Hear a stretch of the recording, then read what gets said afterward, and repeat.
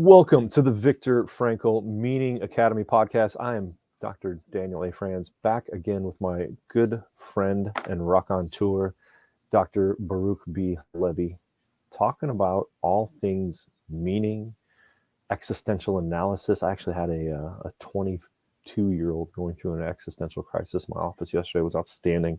A lot of fun there, but we can get to that point. Right. You're giggling, B, like a 22-year-old cannot experience an existential analysis yet. Oh no, I just think only a logotherapist would say it was outstanding or whatever you said. Ah, and I warned the people I work with, like, this might be terrible for you, but I get really excited when people, when groups, when organizations, when businesses are caught in that liminal space of what Dr. Frankl calls becoming, right? I know where I am now. I'm uncomfortable there. I know there's something better for me. I know I have to change to get there. I just don't know what the hell to do. I'm like, yes, we get to do some work, man. And, much like our friend Dr. Elise, who looks at me with that cross-eyed look when I bring that up, most of the individuals I work with say, what's wrong with you? It's true. I mean, there's also an Enneagram component. I know, you're not a big time Enneagram guy, but you and I are both Enneagram 8s, and we like firefighting, right? Probably could have been a firefighter in another life. And so this is an existential firefight, right? You got to Mm-hmm. charge into the burning building and, put this out. And so I have the hard time, with clients when it's just status quo, right? That's when I tend to say, hey, like, let me set something on fire. Exactly. I'm an existential arsonist. Dude, that's there's a logo arsonist. Logo arson. Yeah, it's like, you're gonna die, right? Like, we're all gonna die. Like, that's, let's set this thing on fire and get into it. That's exactly where we were yesterday with this gentleman, like, coming into this realization, which is developmentally appropriate at that age, right? Maybe for some of us, the first time we know Dr. Frankl, being a protege, started wondering about death as a 7-year-old, I believe he writes. But many of us, as we come into our 20s, there are reasons to face our own mortality. And we start to recognize, like, oh, dang, I'm not invincible. I am going to die. And again, that's, kind of creepy how much that excites me to talk to people about that. Like, yeah, we're all terminal. None of us get out of this alive. What do you want to do about it? Let's do something amazing with it. So I know we were talking before about a potential direction we were going to go, but I say we pivot, and I say we go down this path of Carl Jung, a contemporary of sorts of Dr. Frankl. And I think in some ways they're yin and yang, and we need both of them, right? Jung was much more of a depth psychologist, going deep into our inner workings, inner psyche, some of this existential stuff. Whereas Frankl, I think, described himself as a height psychologist, sort of going up and looking out at the world in a more expansive way. And we got to go inwards, we got to go outwards, right? We need both of these. Would you agree with that? Is that a fair statement? Oh, absolutely. And you know what a history nerd I am when it comes to the history of these different psychologists and theorists. I mean, when you talk about opposites, height and depth, we also have to look at Frankl coming from a medical background, neurologist, psychiatrist, all this amazing education and training. And Jung, if I remember correctly, a wee bit of a gypsy, kind of a, not as learned, but definitely more philosophical. I mean, some of the stuff he came up with in our archetypes and all this is fascinating to study. And so, where I come to that conversation for us right now is I do believe he's right. He says this famous quote. I'm just going to read this passage. Maybe we'll want to jump off into it. But wholly unprepared, we embark upon the second half of life, right? Are there colleges for 40-year-olds which prepare them for their coming life and its demands, as ordinary colleges introduce our young people to the knowledge of world and life? No, he answers his own question. There are none. Thoroughly unprepared, we take a step into the afternoon of life. Worse still, we take this step with false presupposition that our truths and ideas will serve as they have hitherto. But we cannot live the afternoon of life according to the programs of life's morning. For what was great in the morning will be little at evening, and what in the morning was true will at evening have become a lie. And I love this because it says essentially 40 years old, you make the shift from the morning of life to the afternoon of life, and nobody talks about it. Nobody prepares us. We don't know the goals. We don't know the rules. So what do? We live by the old goals and the old rules, the morning of life. And although they serve us in the morning, my experience, and more importantly, Jung's, is they fail us in the afternoon. What do you think about that? Whoa. If you spend your days reading this stuff, no wonder you have about as much hair as I do, because I can see how these ideas would just light your head on fire. On A fire. college for 40-year-olds. As soon as I heard that, well, first I got a little stuck. I'm like, yes, we need that. That's what the Viktor Frankl Meaning Academy is all about, is trying to bring men and women in, of that age through that idea of what doesn't work in our 20s, or what does work in our 20s. What works in our 20s? Growth, acquisition, career orientation, hopefully family orientation, but Mhm. work, and pursue. Whereas after a certain point, if we're still pursuing, chasing this goal orientation, what does that turn into? Very often, and we've talked about it many times before, we see these people in that midlife crisis. I don't have enough, therefore I'm going to go acquire more. I'm going to acquire a better wife. I'm going to go acquire a fancier car, another house. And if we had that college for 40-year-olds to talk about, that doesn't work. What works now is giving back, is generativity, is doing things, is self-transcendence. Ah, man, we need to cover that in the Viktor Frankl Meaning Academy. We definitely do, and we are. And we had this conversation a couple podcasts ago, but this is, to me, is a continuation of it, because it isn't saying that the morning of life is wrong. It's necessary. It serves a purpose. It's a doing. It's an energetic movement. It's a forward progress, Mm. and we need that. The challenge is, and I love this about Jung's quote, is that what worked in the morning doesn't work in the afternoon, because the players change, right? It's like when you see one of these great quarterbacks, as an example, who's they're still in the game, but they have to change their game if they're going to be playing in, like Aaron Rodgers, who unfortunately is now done. Yeah, he ain't got no game now. He ain't got no game, but even the beginning of the season, or at least the first game, or at least the first No, play, four plays, four four plays. plays, he had admitted he had changed his game. It's not the same Mhm. Aaron Rodgers as you saw 10 years ago, but that's what kept him in the game, or a Tom Brady or whatever, because these are self-aware people who understand you can't play the same game and in the afternoon of life. Mhm. And that's partially what makes them great. Well, I think that's largely what sustains them, keeps them going, right? Interesting. You and I were chatting about different workouts prior to hitting the record button, and the workouts that worked for us 10 or 20 years ago certainly don't work anymore now without severe injury or other terrible things. But that goes for life as well. What we did in our 20s doesn't work in our 40s and 50s, and it shouldn't. We need to pivot. We need to make a change to be healthier, to be whole.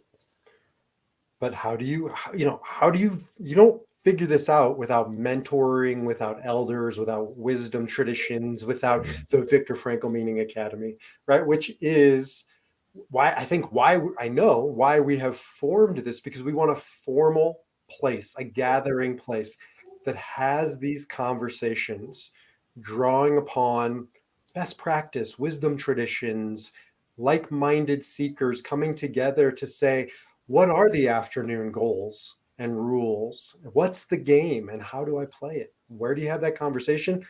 That's the question that we've been asking.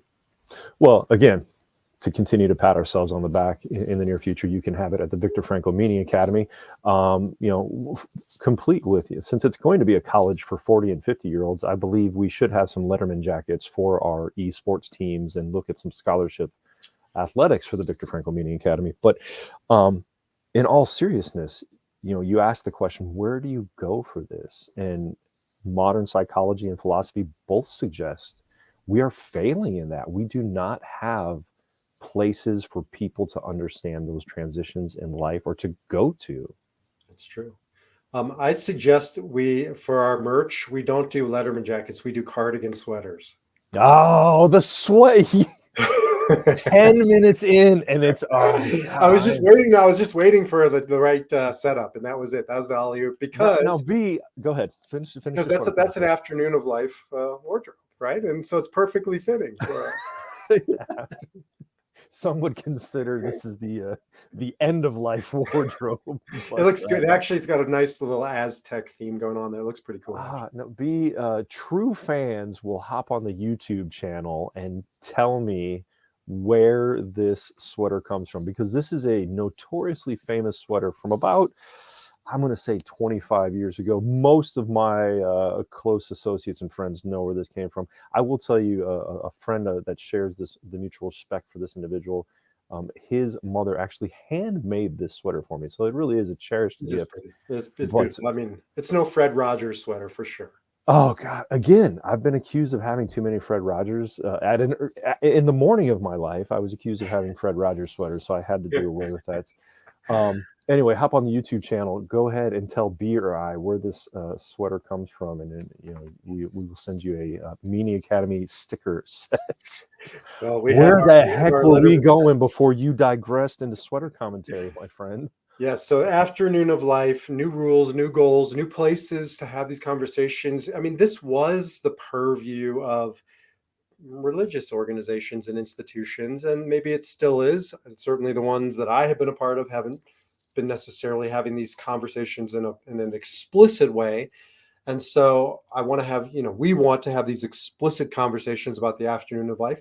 But also, most of the people listening to this are probably unchurched, unsynagogued, disconnected from those old rhythms and ways. And I'll offer this. I know I've commented recently. I've been finishing up the book "Drunk" by Edward Slingerland, about the history of alcohol and civilization and other substances. And one of the things he brings up is one of the other places, other than churches and synagogues, where we would meet for this college for 40-year-olds would used to be the local pub.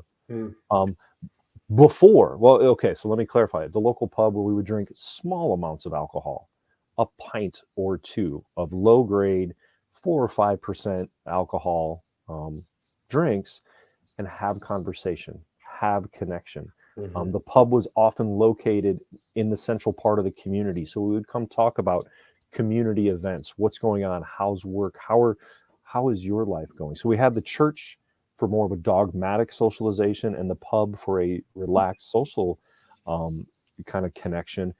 But then came distillation and isolation, where we went from 4% alcohol to 10%, 15%, 40% alcohol by volume in our drinks. And then we also isolated. We didn't go to a central location to gather and to chat. As you've heard me say, I was just invited again. Well, somebody, the running man, invited himself up for some barn time coming up here. Right, that's our pub every once in a while. But I would contest. I don't even have a place to go like that other than my good friend B in the Viktor Frankl Meeting Academy. Well, I do think it's also a particularly masculine or male problem.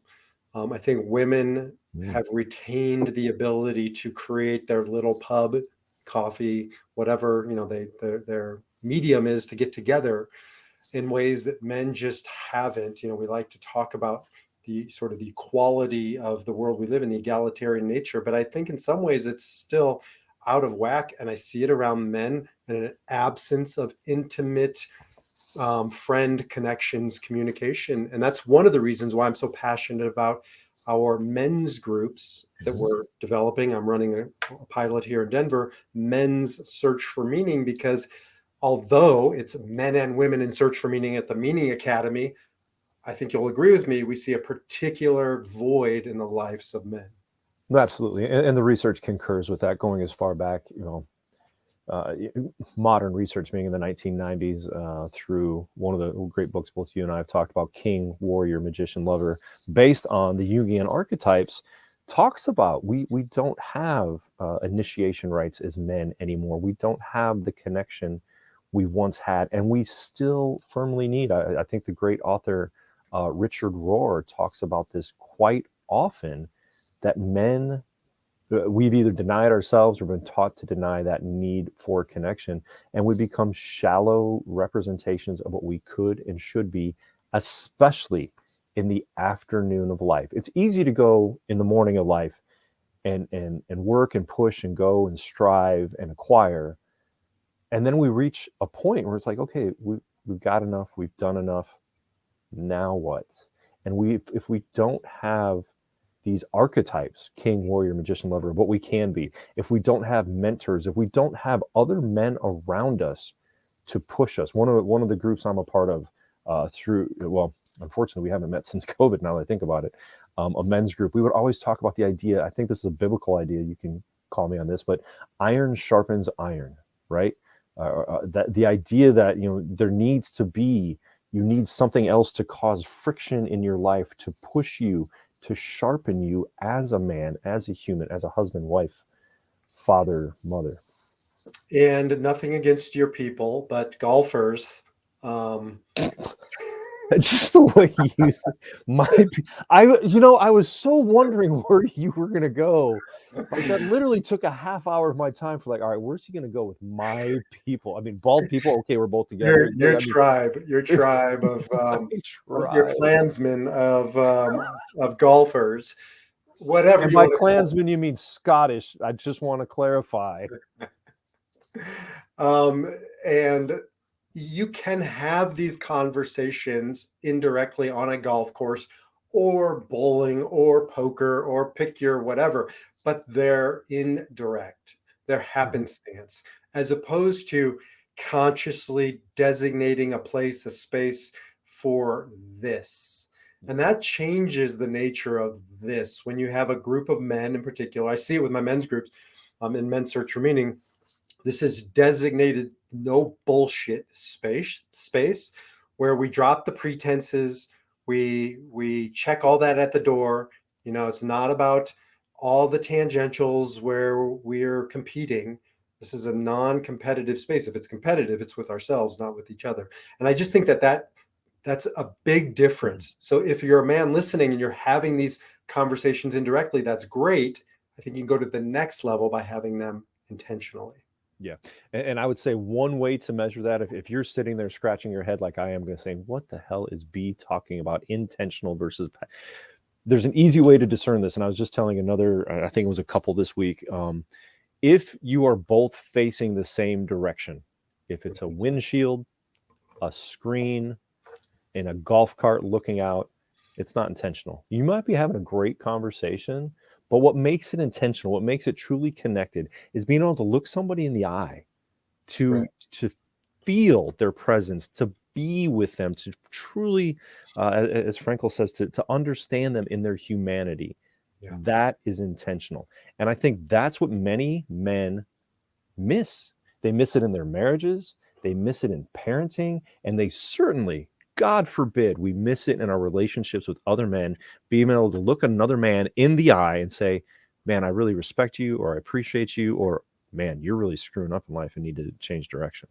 Or the ultimate of eye to eye contact. I love you. Like, I really, Mm. truly love you. And so, for a lot of men, it's almost like, oh, I can even feel like choking up on that statement. And you're right. Like, we've talked about this before, but it's ancient, it's primal, men hunting side by side, men, working in a factory side by side, men at a bar, the pub, bonding over a pint side by side, or watching something on the television, or at a Mhm. sports game, or golfing. And you're right. And studies have been shown that when women get together, it's face to face. Mhm. Ancient in ancient times, it were pre you know long ago, it was gathering berries and talking, and there were sewing circles, and now it's coffee, or it's organic, it's natural to most women, and it's Mhm. got something we gotta work for as a man. So B, you can tell another man you love him and feel comfortable in your manliness about that. Well, I do love you. I It's love you true. too, brother. That's true. No, um you make an interesting point, and I can definitely personally relate to this, because there was a time in life, and I think for me, in my peer group locally, um, It was when we started to experience loss, when the first guy lost his father, um, we became aware of this. Like, True. what, going back to that 22-year-old gentleman I was dealing with in his existential crisis, we that really hits us that, wow, we're finite, and there's so much men are not taught about that. We're not taught about our emotions, that it takes a crisis to come to this point of saying, wow, I really do care about you. I love you. I appreciate you. I enjoy what you bring to my life. Thank you. Man, wouldn't it be amazing if we had a college for 40-year-olds where we could teach this before that crisis happens, before the loss of a parent, before the divorce, before the sports car, before the affair with the sexy new secretary? Darn, we could really impact each other's lives if we could just simply learn those three words, and how to express them. Except the challenges, and I've seen it 1,000 times. I've experienced it myself too. It's the famous statement from the Bible. In Hebrew, it's "Ahavta l'orecha kamocha." In English, we translate that as to love your fellow as yourself. But that presupposes you love yourself, and that presupposes you Mm. can look yourself in the eyes. And here's the litmus test: I ask guys in particular to go to the mirror at the start of our work together, look at yourself in the eyes, and say, "I love you. I respect you." And a lot of guys haven't been able to do that. Like my good friend Scott, and he's open about it. That was one of the first conversations we had, and he said he could not do that. So how are you going to say that to anybody else if you can't say it to yourself? Yes, you're referring to Scott, our meaning mentor at the Victor Frankl Meaning Academy. That I've heard that story, and I love that story from him because it's such a beautiful story of transformation. And B, I don't recall. I know you were an instrumental part of that transformation. What was it for him that allowed him to go from not being able to do that to being able to do that? I can't really say what allowed him other than, courage and all these wonderful qualities that he has. But I can tell you the trigger event that brought us back together. We have been friends for over 30 years. We were in college together. Met him my first day of college, right across the hall from me in my dorm. We were in same fraternity.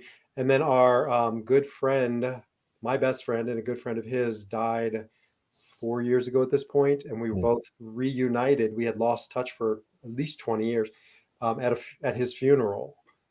And so, and he'll say, and I agree that that was probably a trigger event for him to be able to start to do this work. It didn't happen right away, but it did happen, I think, because of what you're talking about, that shattering, as I would call it. Mm. So you and Scott in the same dorm together back at the University of Cornfield in what, 1983? Graduated in 94. 94. Wow. Yeah. Um, Yep.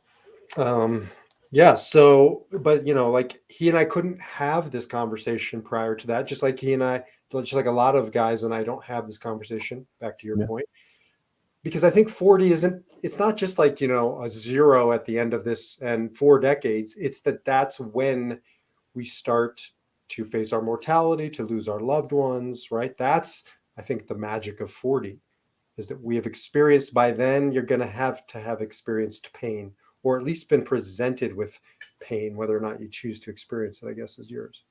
Well, and as we talk about how you choose to deal with that pain, right? In that age, many men will start to turn away from family, away from marriage, into substances, to infidelity, right? That's often those crisis triggers as we start to experience those things.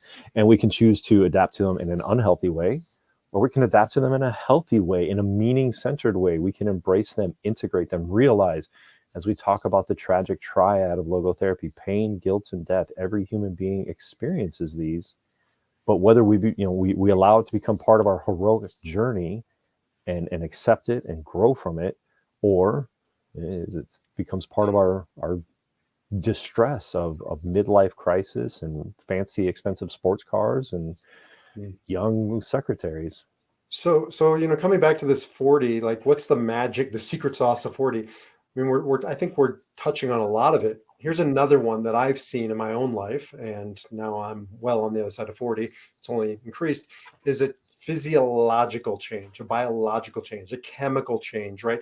Testosterone dropping, thinking clearly. So I think there's a biological, physiological component of this. When you're a 20 something, even into your 30s, right, you're so filled with piss and vinegar and charge forward knighthood kind of stuff. It really is hard to get there. It's hard Yeah, to. it's hard to be mentally and emotionally clear because we are so physically able at that point. We can't put our energies into everything. And I think we embrace and enjoy the youth of 20 and 30. But I'm not sure who came up with this colloquialism, but how's that go? Age is wasted on the young, or damn it, how youth is wasted on the young. There we go. Youth is wasted on the young. But and that's an idea that, well, they don't have experience, they don't have this clarity of thought at that. We don't have this clarity of thought at that age. it takes it takes some suffering, it takes some struggle, it takes finding your body breaking down, going, oh, Yeah. why does that hurt today, to maybe slow down and start to focus on these things. But that's an afternoon of life shift, because Hmm. even that statement, youth is wasted on the young, that's a morning of life Hmm. idea.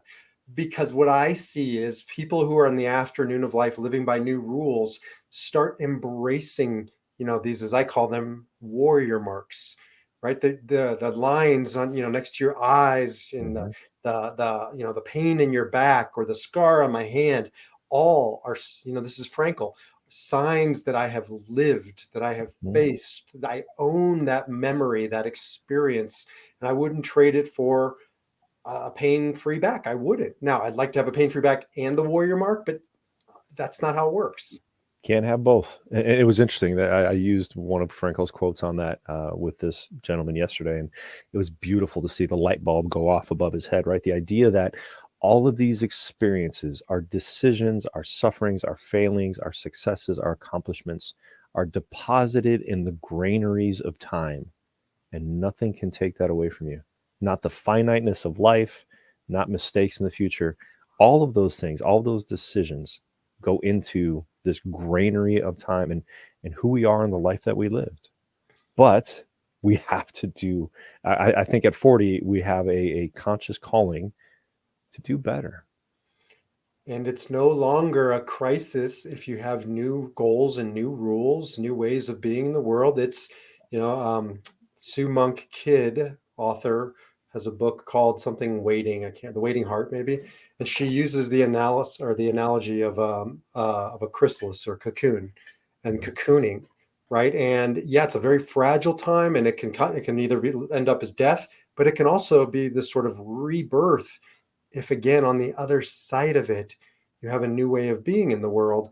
And that doesn't just happen, because if you turn on Facebook, or if you go to work, or if you hang out with your buddies, they're going to be talking about morning of life rules. So how do you find out these new rules and goals? Well, that's what we're doing here.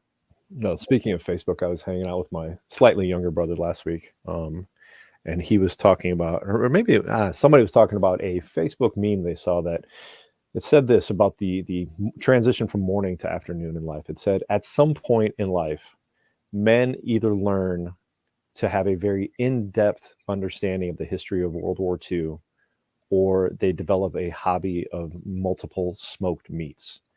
And I was, I'm like, yeah, that's interesting because just not a big fan of smoked meats these days. I'll cook every once in a while on the grill, but I do have I love World War II history and the history of psychology that goes along with it. But I think that's almost a diminishing of what we face as men as we make that transition. It does, it's humorous, it's kind of cute, but it's very true in this idea that, like, when we make this transition, most of the time, many of us don't know what the hell to do.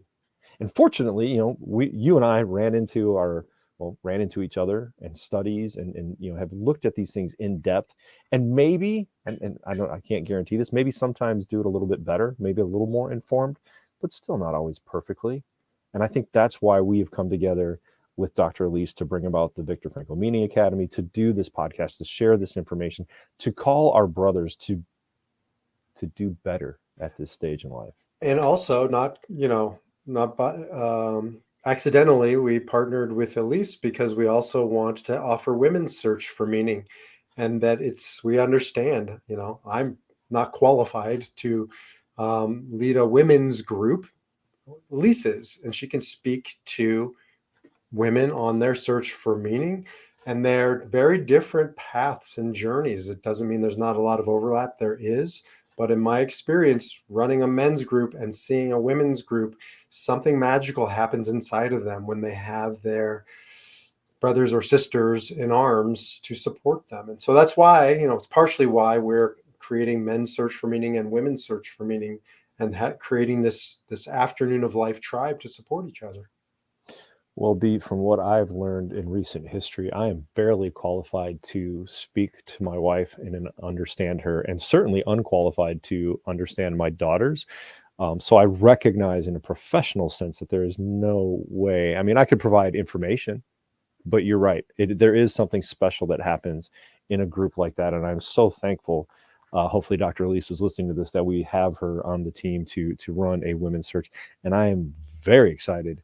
I was just looking at our curriculum this morning, B, and looking, talk about 2 8-holes pulling together this curriculum, what you have written and what I have written. I've never seen two so completely different perspectives that you are asking me to jam together. I am so excited to begin that after recording this and seeing what kind of amalgamation and monstrosity I can put together of our two different kinds of thinkings simultaneously being of the same Enneagram number and yet so different in the way we want to teach this. I am excited for what we will be able to offer people here in the near future.